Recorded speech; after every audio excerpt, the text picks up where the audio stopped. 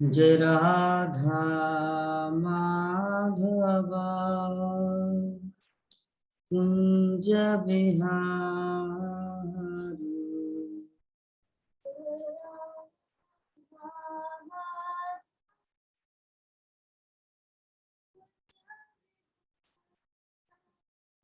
जय राधा माधव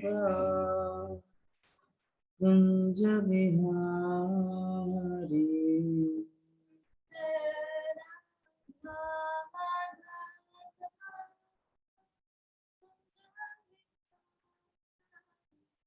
जय गोपी जन वल्लभा गिरिवरधारी।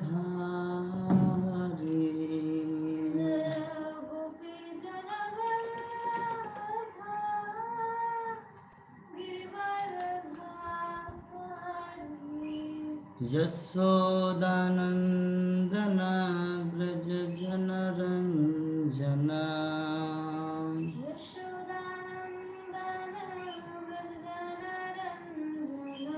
यमुना तीरा वनचारी।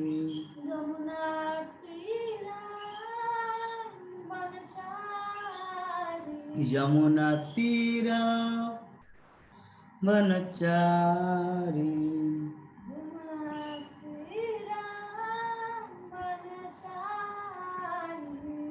जय राधा माधव कुंज बिहारी।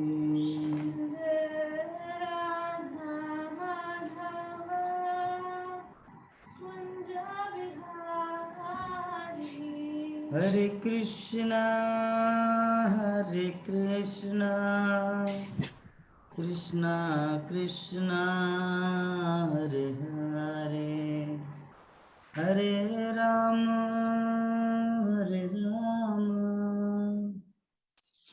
राम राम हरे हरे।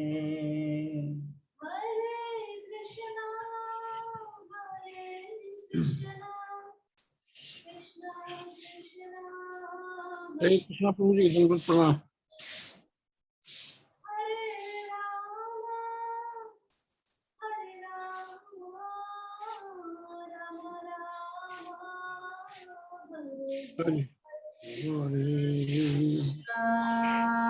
हरे कृष्णा कृष्णा कृष्णा हरे हरे, हरे राम राम राम हरे हरे। हरे कृष्णा कृष्णा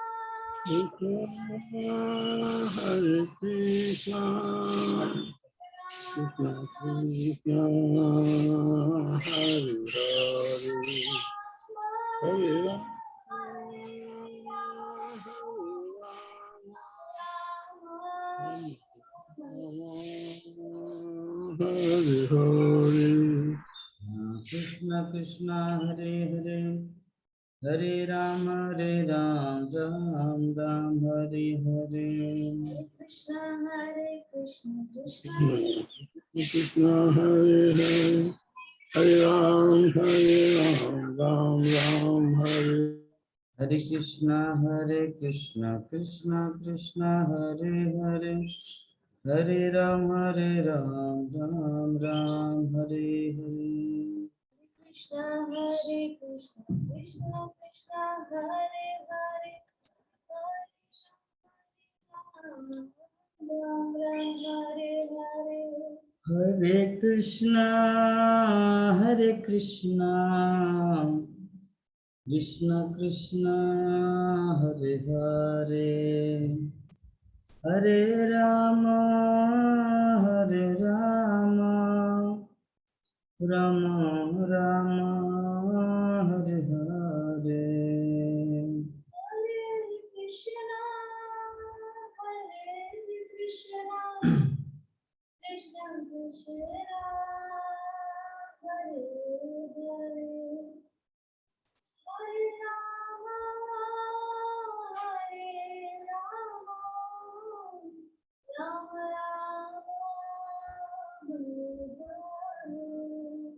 जय राधा माधव राधा माधव राधे।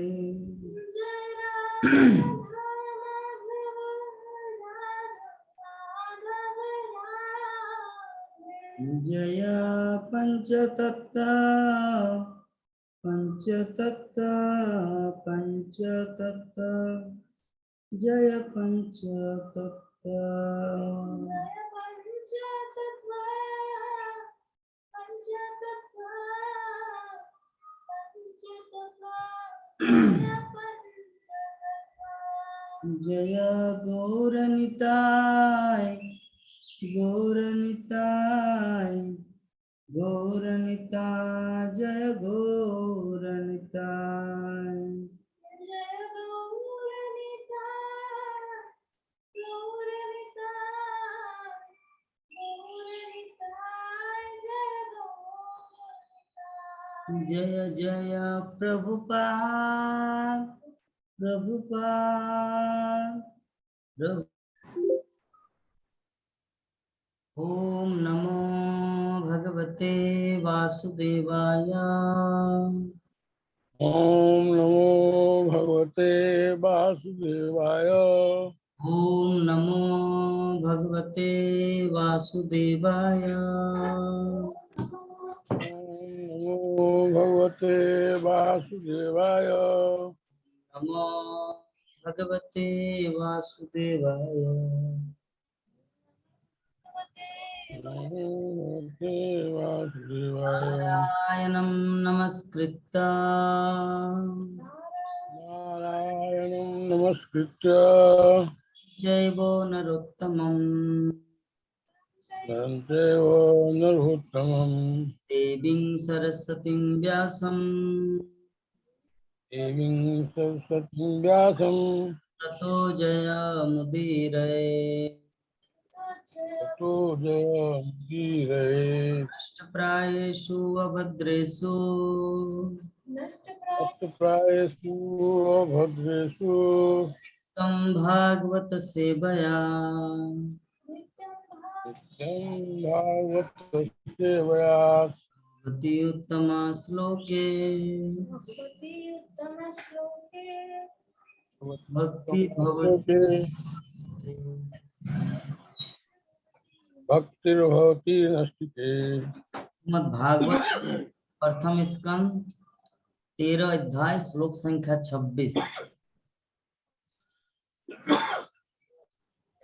स्वार्थम इमं देहम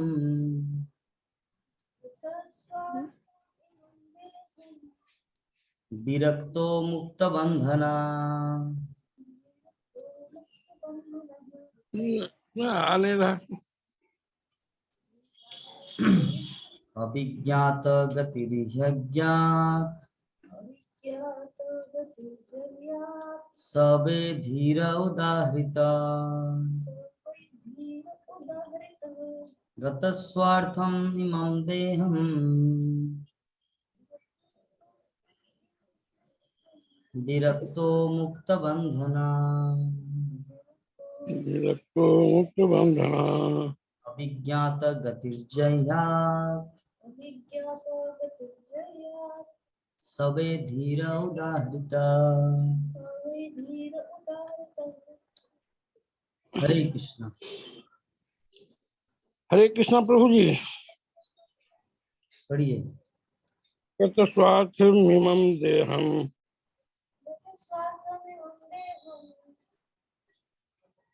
विरक्तो मुक्त बंधना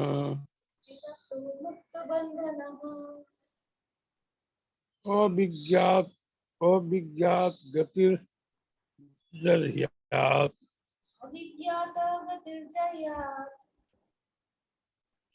स्वै धीर उदाहृत।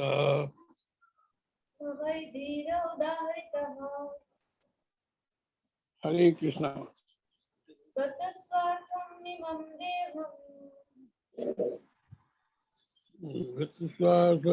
देहं विरक्तो मुक्त बंधना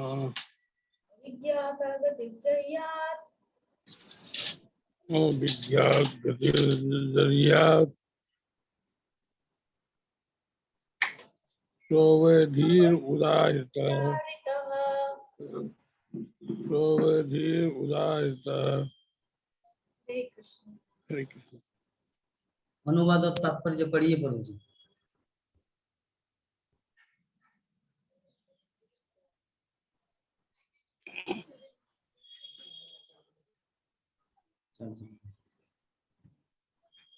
पढ़ेंगे। वह धीर कहलाता है, वह धीर कहलाता है जो किसी वह धीर कहलाता है जो किसी अज्ञात सुदूर स्थान वो चला जाए सुदूर स्थान को चला जाए और जब यह शरीर व्यर्थ हो जाए तब सारे बंधनों से मुक्त होकर अपने शरीर को त्यागता है। तात्पर्य श्रीला प्रभुपाद जी के द्वारा। महान भक्त तथा गौड़ीय वैष्णव संप्रदाय के आचार्य नरोत्तम दास ठाकुर का गीत है, हे भगवान, मैंने अपना जीवन व्यर्थ गंवा दिया। मनुष्य शरीर पाने पर भी मैंने आपकी उपासना की उपेक्षा की है, अतः मैंने जानबूझकर विषपान किया है। दूसरे शब्दों में मनुष्य का शरीर विशेष रूप से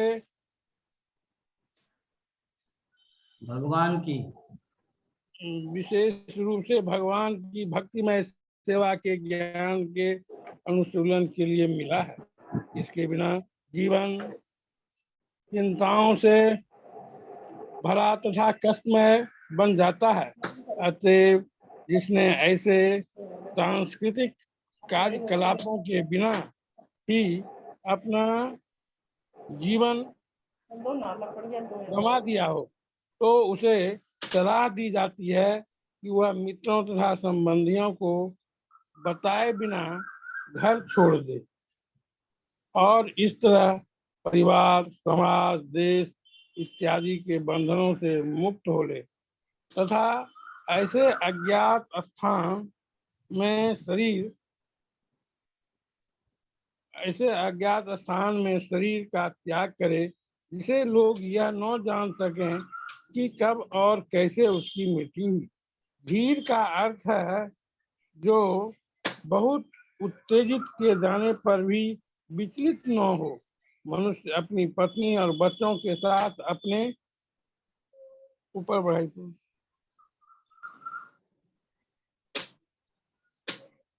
स्नेहमय संबंधों के कारण सुखमय गृहस्थ जीवन का त्याग नहीं कर पाता। परिवार के प्रति ऐसे व्यर्थ के स्नेह से आत्म साक्षात्कार अवरुद्ध हो जाता है और जो कोई ऐसे संबंध को भुलाने में समर्थ होता है वह धीर कहलाता है। किंतु यह तो हताश जीवन का वैराग्य पथ है। ऐसे वैराग्य का स्थिरीकरण प्रामाणिक संतों तथा स्वरूप सिद्ध महात्माओं के सानिध्य से ही संभव है, जिससे मनुष्य भगवत भक्ति में प्रवृत्त हो सकता है। दिव्य सेवा भाव को जागृत करके भगवान के चरण कमलों में एक निष्ठ शरणागति संभव है। भगवान के शुद्ध भक्तों की संगति से ऐसा संभव हो पाता है। धृतराष्ट्र भाग्यशाली थे कि उनको ऐसा भाई था जिनकी संगति उनके हताश जीवन के लिए मुक्ति का साधन थी। बहुत सुंदर।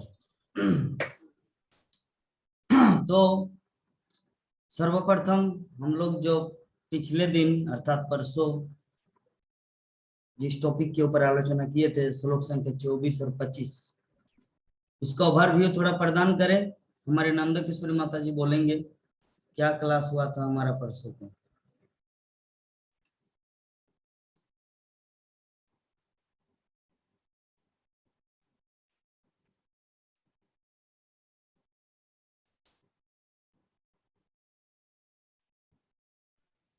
24 श्लोक में आपने बताए थे कि विदुर महाराज जो थे वे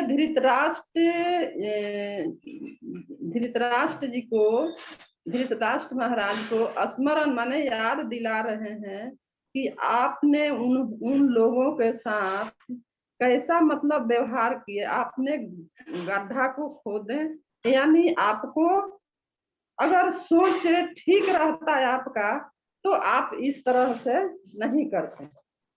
और प्रभु जी आपका जो है मैंने सब उनको याद दिला रहे हैं कि आपका जो 100 पुत्र के मृत्यु हुई, पांडवों को लक्षाग्रह में मृत्यु के लिए आपने मतलब उतारू हुए थे, द्रौपदी के चिरहरण किए थे और इनके घर में आप बैठ करके आप मतलब खा रहे हैं। आपको इस तरह से आपको शर्म यानी लज्जा नहीं आती है? आपने जो आपका शत्रु है उनके अन्न को क्यों आप खा रहे हैं और आप क्योंकि खा रहे हैं, और आप जो चाहते तो ये युद्ध मतलब ये नहीं होता। आप पूरे राज्य के मालिक थे, अपने पुत्र दुर्योधन को अपने पुत्र दुर्योधन को बढ़ावा दिए और ये सब आप सब कुछ आप रोक सकते थे, लेकिन आपने ऐसा नहीं किए। तो उनके पांडवों का ये राज्य भी छीन लिए और घर से बेघर भी कर दिए और सब कुछ करने के अलावा भी आप उनके अन्न को खा रहे हैं। तो इस तरह से विदुर जी अपने ये धृतराष्ट्र महाराज को ये याद दिला रहे हैं, केवल याद दिला रहे हैं इसलिए कि आप क्यों यहाँ बैठे हैं, आप वर्ण आश्रम पकड़िए। और विदुर जी ये सब उनको याद दिला करके मतलब वही चाह रहे हैं कि आप ये जगह को छोड़िए और चलिए। इतना करते हुए भी आप यहाँ चिपके हुए हैं इनके घर में, इनके दाना खा रहे हैं, आपको मतलब थोड़ा भी नहीं शर्म आती है कि आप ये सब करके आप यहाँ बैठे हुए हैं। और प्रभु जी आपने एक और बताए थे अनासक्त और आसक्त। तो अनासक्त जो है आप के मतलब हुआ कि आप घर में रहते हुए और मन दिल पूरी तरह से भगवान श्री कृष्ण की भक्ति में लगे हुए हैं और सब कुछ मतलब करते हुए पूरे भगवान के भक्ति में लगे हुए। आसक्त के मतलब हुआ प्रभु जी अर्थ हुआ कि बच्चा बच्ची बेटा बेटी सब कुछ आप कुछ भी नहीं रहे, जीवन खत्म हो गया, यानी एक्सीडेंट मेरे को हो गया, ये हो गया जो अपने शरीर को। और दूसरा बताए थे प्रभु जी कि कृपन और ब्राह्मण। तो कृपन का अर्थ हुआ कंजूस और कंजूस का अर्थ हुआ कि अपने जो अपना शरीर के मूल्यांकन नहीं कर पाते, माने अपने शरीर का मूल्यांकन नहीं कर पाते। वे कंजूस का अर्थ यही हुआ है कि हम लोग का मनुष्य जीवन मिला है भक्ति करने के लिए, भक्ति नहीं कर पाएंगे तो हम लोग मतलब कंजूस कहेंगे। और ब्राह्मण जो है, ब्राह्मण का अर्थ है जो अपने शरीर का मूल्यांकन को समझकर पूर्ण रूप से हमेशा कृष्ण भगवान के भक्ति में लगे रहें और अपने दिलो दिमाग से भगवान के सेवा करें और मतलब हर एक पल जो है सो कृष्ण भगवान के भक्ति में लगे रहे। और सब क्या निचोड़ यही होता है प्रभु जी की भगवान के भक्ति में हम लगे रहे। कितनों भी मेरे ऊपर कैसो भी परिस्थिति आए, लेकिन भगवान का जो भक्ति करना है वे नहीं छोड़े। जिस तरह है दुख सुख सब में भगवान के भक्ति में लगे रहे। और तो इतने स्मरण है प्रभु जी, अब ज्यादा तो स्मरण नहीं है। हरे कृष्णा। ठीक है। तो चलिए इसके बाद हमारे प्राण मोहन प्रभु जी बोलेंगे कल के क्लास में क्या डिस्कस हुआ था।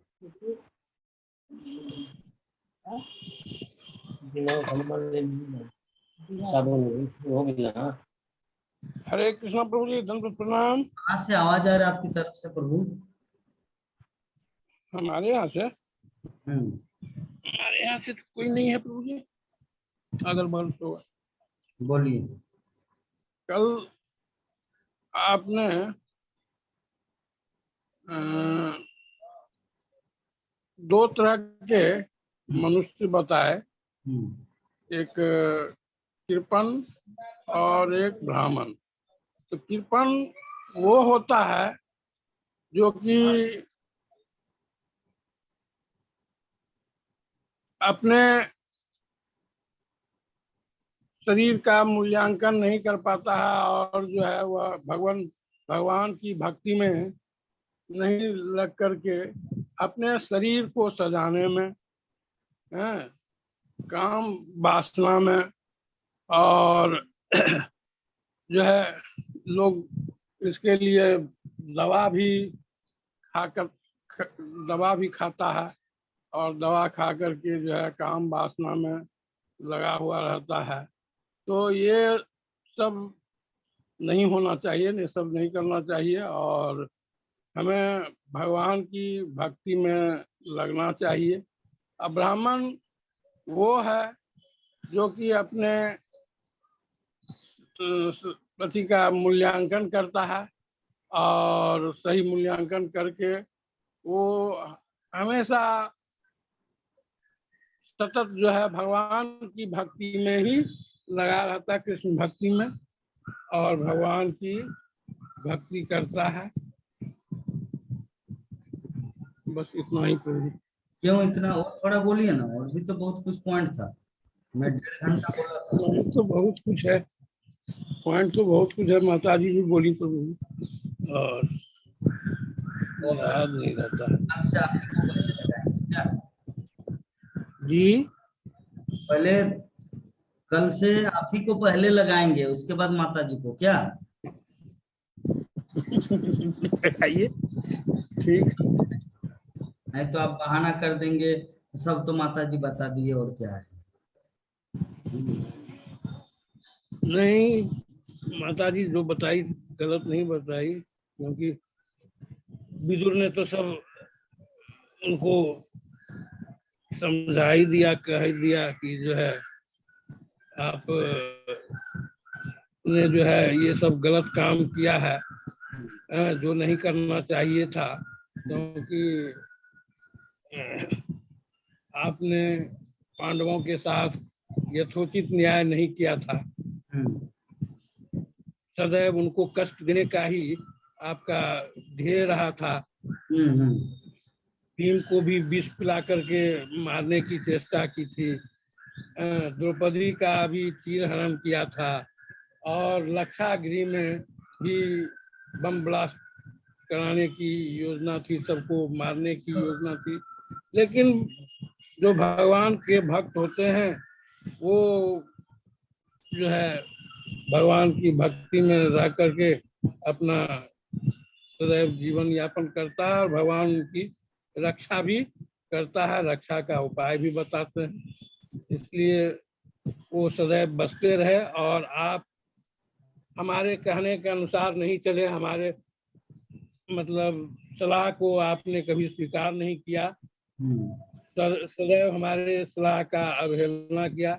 दुर्योधन तो उनको शूद्र तक भी कह दिया, इसके चलते वो जो है छोड़ करके तीर्थाटन के लिए भी चले गए थे। मैत्रेय मुनि से वो जो है सुने थे भागवतम की कथा, और उसके बाद फिर जब लौटे तो वो जो है सब खत्म हो जाने की, युद्ध खत्म हो चुका था, सारे पुत्र उनके मर चुके थे, और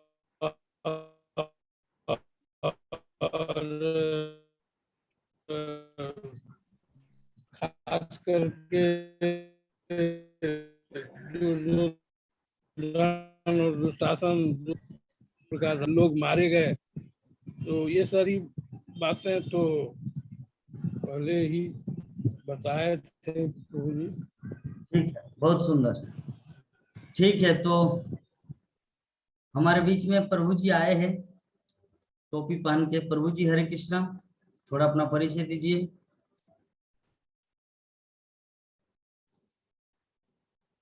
हरे कृष्णा।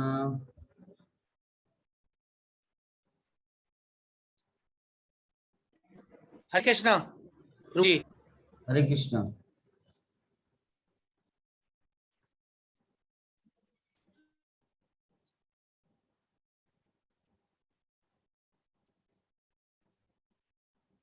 अच्छा, तो आप मध्य प्रदेश से हैं प्रभु जी?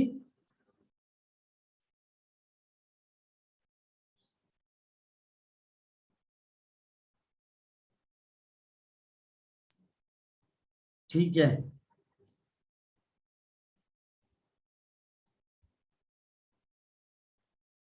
ओके।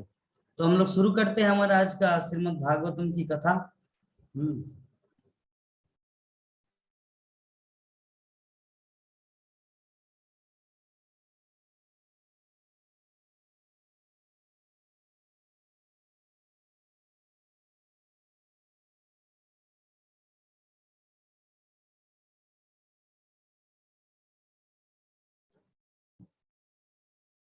हरे कृष्णा कृष्णा कृष्णा हरे हरे, हरे राम राम राम हरे हरे।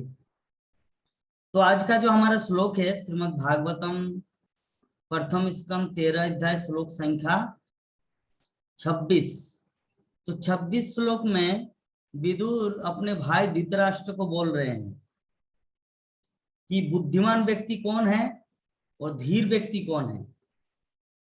ठीक है, धीर व्यक्ति का अर्थ होता है जो किसी भी परिस्थिति में विचलित ना हो, उसको कहा जाता धीर।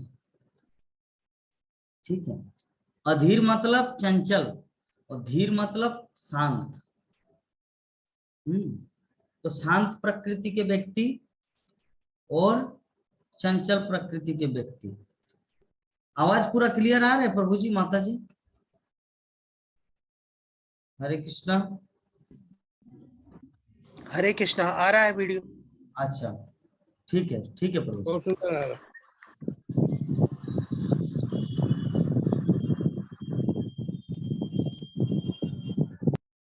तो दो तरह के इस संसार में व्यक्ति है, एक है चंचल और एक है शांत। तो हम लोग जानते हैं 5 पांडवों के जीवन में कि पांचों पांडव को दुर्योधन ने, कौरवों ने कितना सताया, विषपान कराया, अग्निदाह कराया, कितना कुछ किया। और विभिन्न तरीके से वनवास भेज दिया, हस्तिनापुर से निकाल दिया, कितना कुछ किए, लेकिन युधिष्ठिर महाराज कभी विचलित नहीं हुए। युधिष्ठिर महाराज चंचल नहीं हुए कि आपने हम इतना कष्ट क्यों दिया, तुम्हारे कारण हम लोग को वन वन भटकना पड़ रहा है। नहीं, युधिष्ठिर महाराज एक ही चीज अपने जीवन में धारण किए हुए हैं कि हमारे साथ जो भी हो रहा है हमारे भाग्य के अनुसार हो, हम ऐसे ही किसी को दोष क्यों दे। इस प्रकार युधिष्ठिर महाराज इतना मतलब धैर्य के साथ, ये धीर का एक सबसे बड़ा उदाहरण युधिष्ठिर महाराज, पांचों पांडव। और अधीर व्यक्ति होता है जो थोड़े से में ही विचलित हो जाते, थोड़ा सा कुछ, ये बाबा रे हमारे घर में सांप घुस गया, क्या होगा, हे भगवान बचाओ बचाओ होता, हे कुत्ते ने काट लिया, रे बाबा मेरे बच्चे को क्या होगा, वो बाबा गो, ऐसे कर, जो वो चंचल व्यक्ति का लक्षण है। धीर व्यक्ति सदैव भगवान श्री कृष्ण को अपने हृदय में धारण करते हुए अपने जीवन को चलायमान करते हैं। हर परिस्थिति में वो एकमात्र कृष्ण को पुकारता है, हे कृष्ण, हे प्रभु, आप ही मेरे सब कुछ, आप ही मेरे रक्षक, आप ही मेरे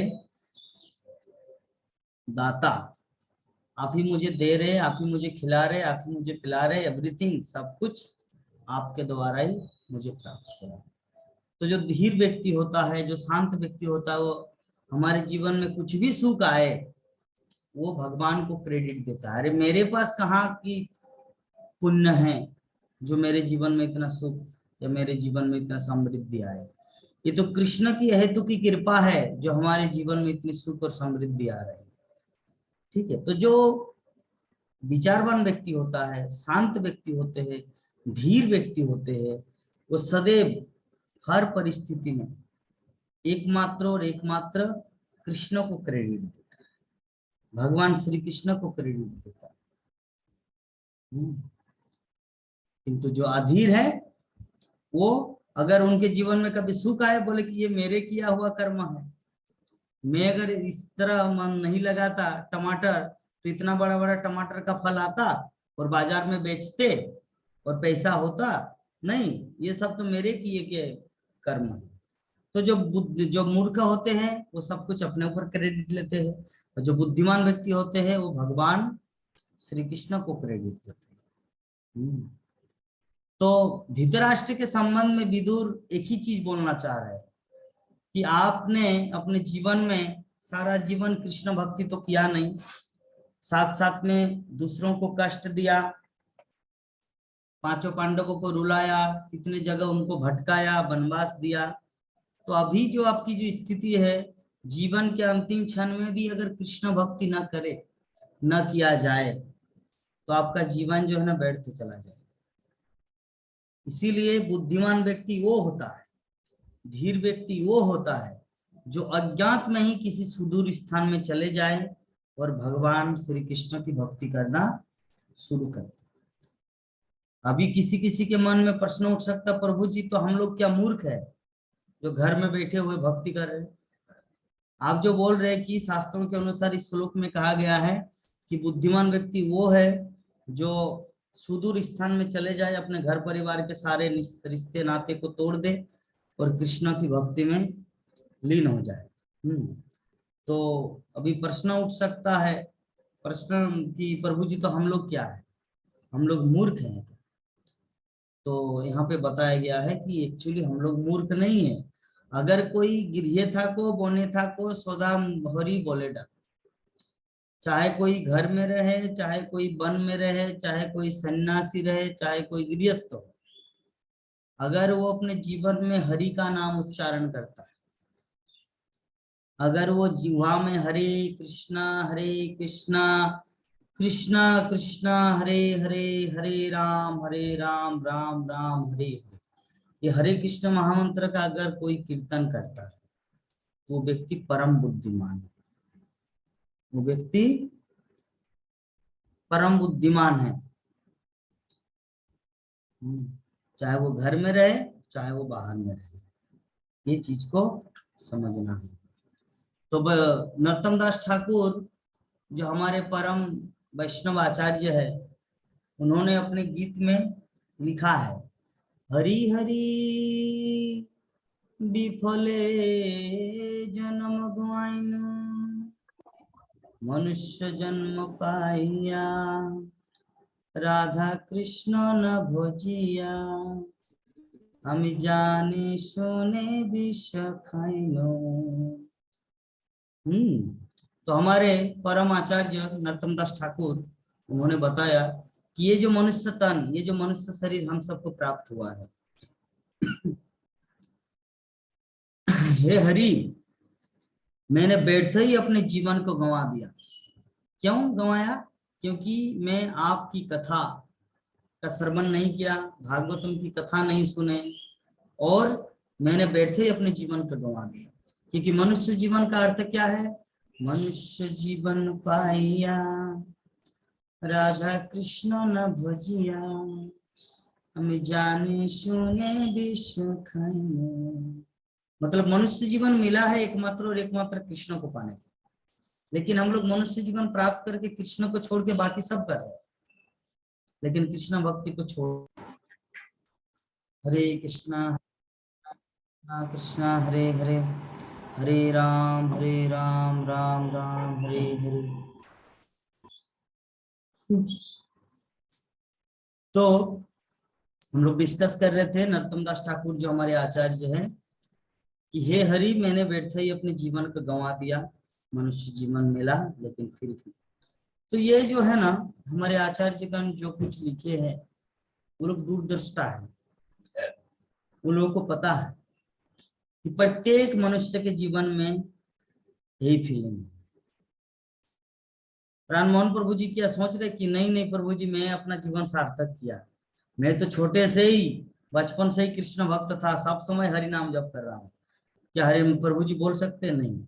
नंद किशोरी माता जी को अगर पूछूं तो क्या नंद किशोरी माता जी बोलेंगे कि नहीं प्रभु जी, मैं कोई काम नहीं किया, एकमात्र कृष्ण सेवा किया सारे जीवन में, मैंने अपने जीवन को व्यर्थ नहीं गंवाया, मैं तो कृष्ण सेवा की, बचपन से ही कृष्ण भक्ति में लीन थी?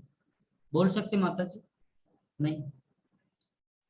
इस प्रकार ये प्रत्येक प्राणी, प्रत्येक जीवात्मा, हमारे ये जो मनुष्य जीवन हम सबको प्राप्त हुआ है, हम लोग अपना जीवन को व्यर्थ गंवा रहे हैं, ये परम सत्य है।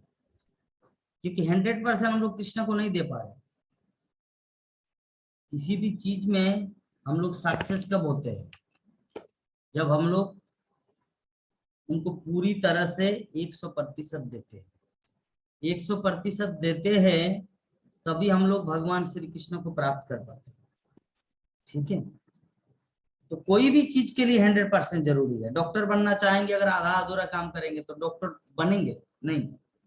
इंजीनियर बनेंगे, अगर आधा अधूरा काम करेंगे तो थोड़ी बनेंगे नहीं। हर चीज के लिए फोकस जरूरी। उसी प्रकार हम लोग भक्ति में अगर आधा अधूरा करेंगे तो भगवान को प्राप्त नहीं कर सकते। जैसे हर चीज के लिए परफेक्शन जरूरी है, उसी तरह भक्ति में भी परफेक्शन लाना है। भगवान श्री कृष्ण की भक्ति में परफेक्शन लाना है। जप करना है, उनकी पूजा करना है, आराधना करना है, कभी कभी धाम भ्रमण करना है, तीर्थ यात्रा पर्यटन करना है, जब भी समय मिले क्षमता के अनुसार। तो तभी हम लोग अपने मनुष्य जीवन को मतलब पूरा परफेक्ट बना सकते हैं। तो ये जो मीटिंग है ये हमारा खत्म हो गया। आप लोग तुरंत नेक्स्ट जुड़ जाइए नेक्स्ट वाले मीटिंग में।